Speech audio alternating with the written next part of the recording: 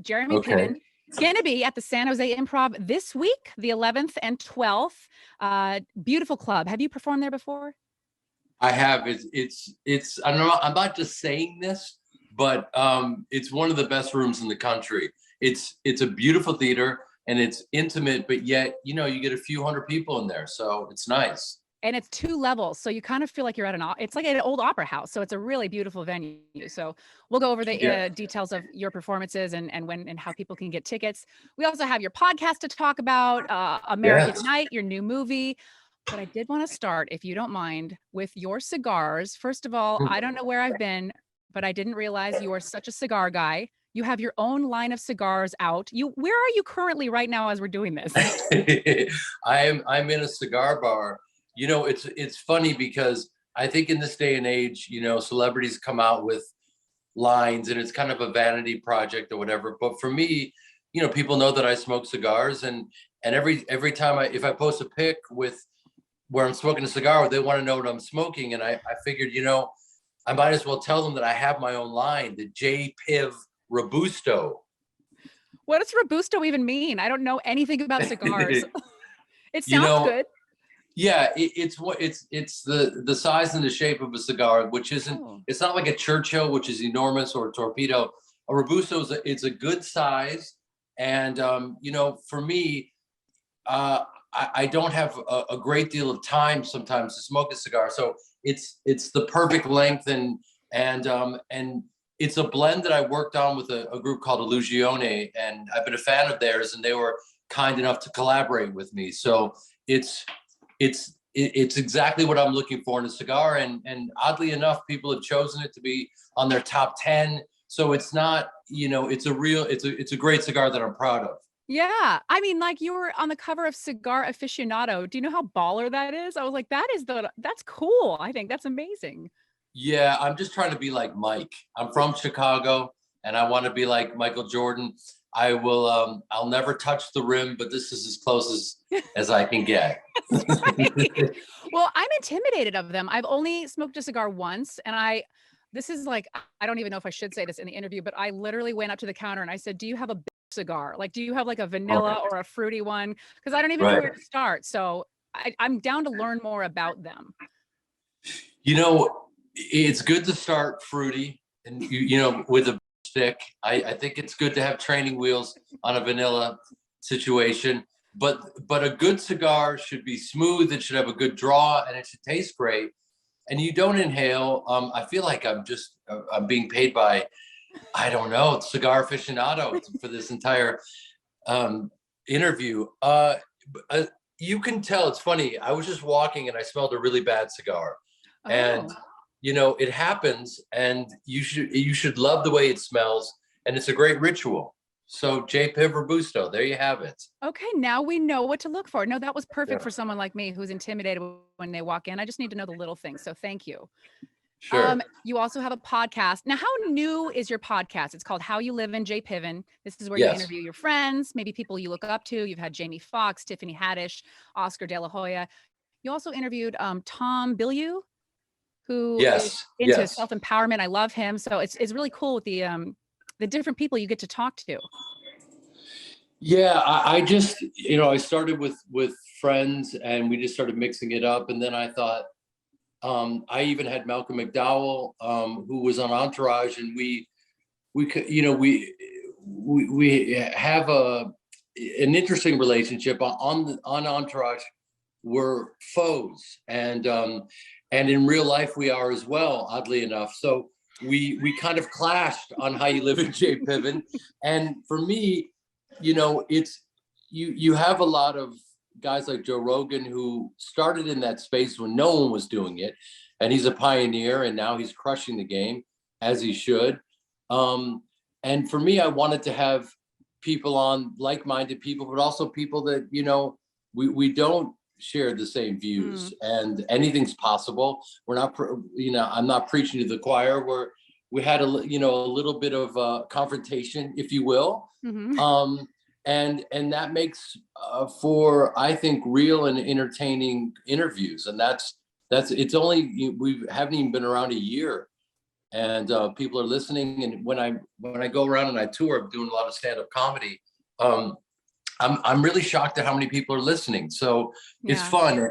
Also, the guys from Entourage have their own podcast. So I've grabbed Rex Lee, who played Lloyd, and we've done a few podcasts together. We have some coming up. I got some great guests, and it's been I love it. I love the whole long form of interviews. Yeah. Well, you don't have to rush yourself to the next topic. It just flows. I was going to say, do you feel mostly cathartic after you record, or do you also feel like, whoa, that was kind of uncomfortable, but I'm glad we did it anyways?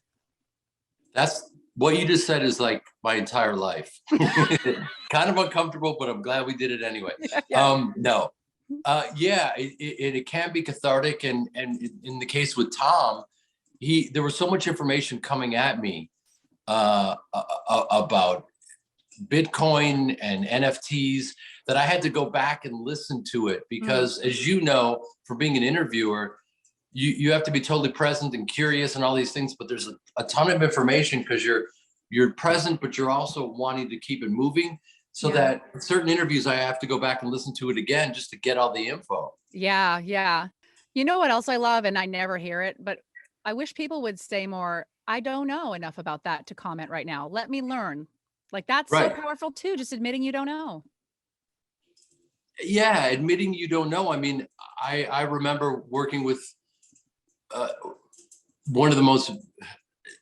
Anytime I work with a truly brilliant director, you hear them say, "I don't know. What do you think?" And there's nothing. Collaboration is king.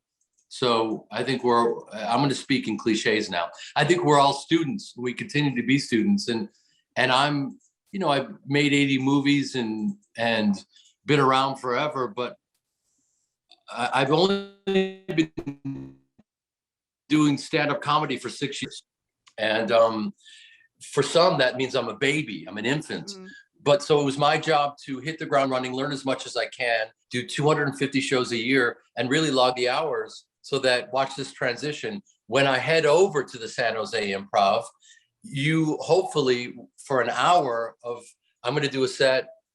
My buddy Bill Dawes is opening for me. He's a killer. And then you get a couple hours of comedy and you forget about, any problems that you have, and you just laugh for a couple hours. Well, you do it at the time too. You immerse yourself in it and you're open to that. So before we talk about comedy, one quick line about your latest film, American Night, which is on Hulu now. I wanted to make sure people know it's streaming. Yes. You play Vincent. The film is about, I guess, an Andy Warhol painting that resurfaced and everybody wants it. It's worth a lot of money. Can we just quickly mention your character? Did you enjoy playing that kind of a character? Was it fun for you? It was really fun. For me, it's just about, do I really respond to the script and the character? Is it something I haven't played before? And I have not played a failed stuntman who gets in deep into an art heist. And the movie is edgy and funny, and I'm very proud of it. Yeah. Do you remember that movie? It's a Mad, Mad, Mad, Mad World. Yeah, that was a great road comedy. Right. In a weird way, is it kind of like that of nowadays? They're all, the treasure is the Andy Warhol painting. Everyone wants it. They're willing to do whatever they can get, but it's much edgier and more fun. But you know what I mean? Yeah, this movie is pretty unique in the way that they're kind of saying it's an homage to Tarantino, but I think it's very much its own form.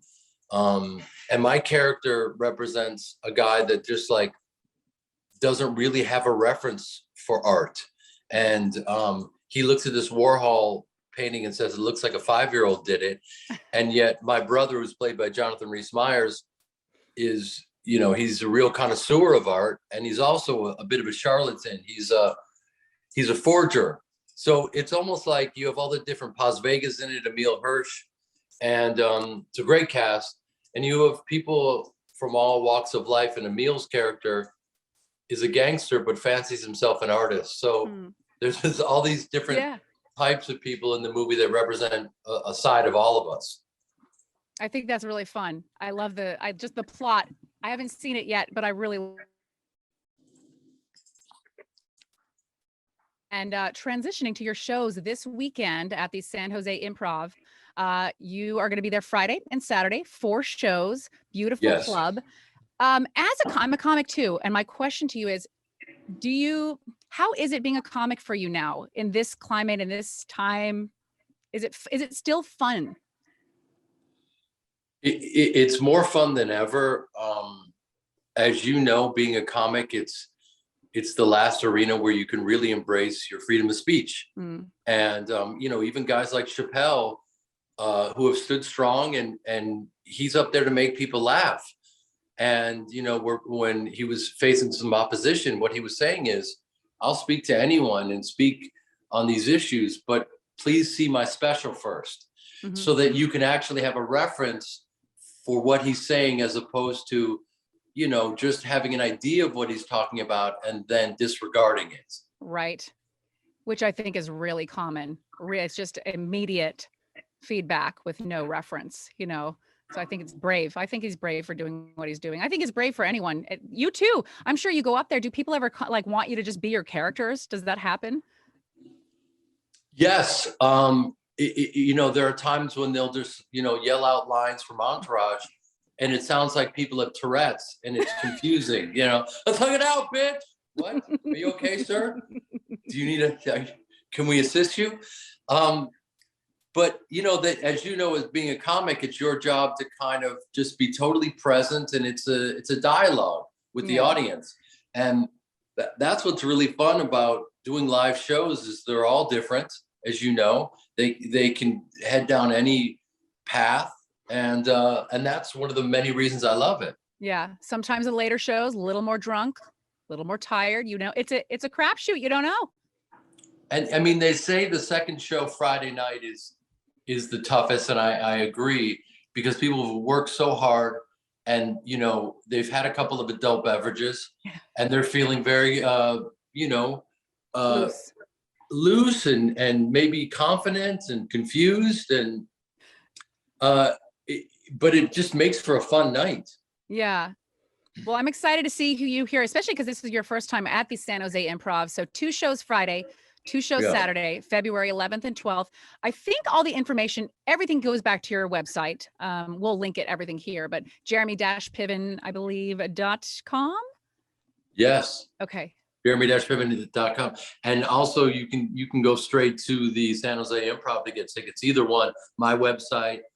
And listen, if you're not laughing for an hour, I'll give them their money back. I'll do it, because for me, I love the challenge of people thinking, like you just said, oh, is he going to be Ari Gold? Now, I'm not a dummy, and I know people want to see that. So I talk about doing lines with my mom, not doing lines. I'm sorry, running lines. Don't do lines with your mom. Nobody wins when you do lines with your mom. Your aunt is fine though. What's that? So your aunt, totally fine though. Oh yeah. Yeah. My aunt, we can do big fat lines and just do mushrooms and yeah, we just get crazy till 1,000,000 o'clock. I go into the Ari Gold character because recently I was doing a podcast and had to recreate a scene with Lloyd. And so I do a moment of I want to give the people what they want.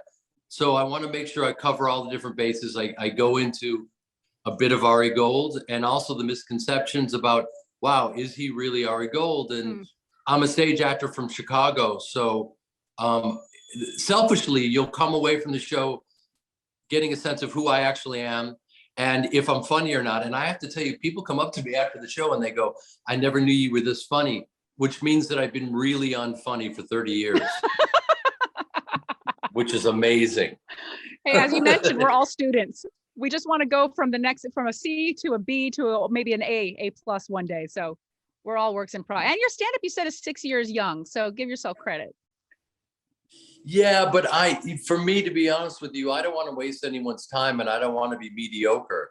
So, and that's part of what my podcast has been, to sit down with these great comics and learn. And so it's my job, I've been on lineups with these killers, and it's my job to keep up and to be the best version of myself. And what people don't know is that I've also been writing on my feet for decades and improvising. And so that is a form of stand-up when you're writing your own material. So that's why this transition has been great for me.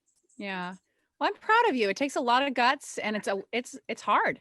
It's hard. Every show, they only say you're only as good as your last show, and sometimes that really bums me out. My last show was viciously mediocre, so I think I suck. That But should be your that's next book. That should be a book title. Yeah, exactly. The viciously mediocre life of Jeremy Piven. It's a funny title. Yeah. Well, we're excited to see you. Proud of you. February 11th and 12th, once again, the San Jose Improv. Jeremy Piven, thank you for your time, and we will see you in a few days. Yes, you will.